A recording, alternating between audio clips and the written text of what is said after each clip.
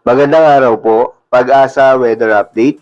Alamin ang lagay ng panahon ngayong araw ng Biyernes, October 13, 2023. At latest update sa low pressure area na binabantayan sa loob ng Philippine Area of Responsibility.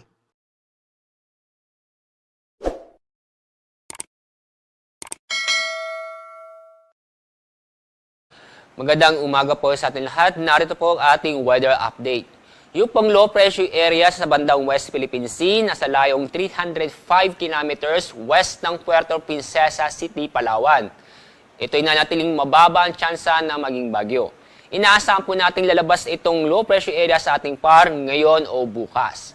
At yung pong support typhoon na si Bulabin, malayo na po sa ating bansa at wala na pong direktang epekto sa ating panahon ngayong araw.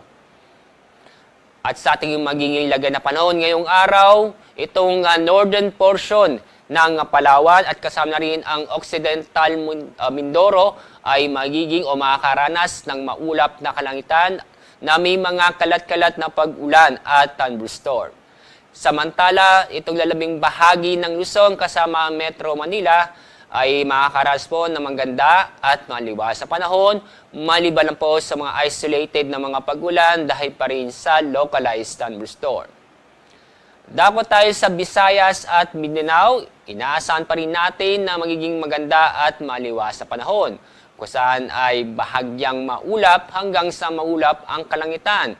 Pero may tsansa pa rin ng mga localized thunderstorm sa bandang hapon o gabi. Sa ating lagay ng ating mga karagatan, doon po sa mga Northern Luzon ay inaasahan po natin na magiging moderate to rough seas ngayong araw. At sa ibang dako ng ating bansa ay magiging slight to moderate seas. Kaya safe naman pong pumalaot nating mga kababayan. Konting pag-ingat lang po dahil may mga inaasahan pa rin tayong mga thunderstorm sa bandang hapon o gabi. At sa ating weather outlook, bukas po ay Sabado hanggang October 16, Monday, ay asahan o patuloy tayo makakaranas ng maganda at maliwas na panahon sa susunod po ng 3 araw. Maliban lang po sa mga localized thunderstorm na kung saan magbibigay ito ng mga biglaang buhos ng ulan, kadalasan sa bandang hapon o gabi.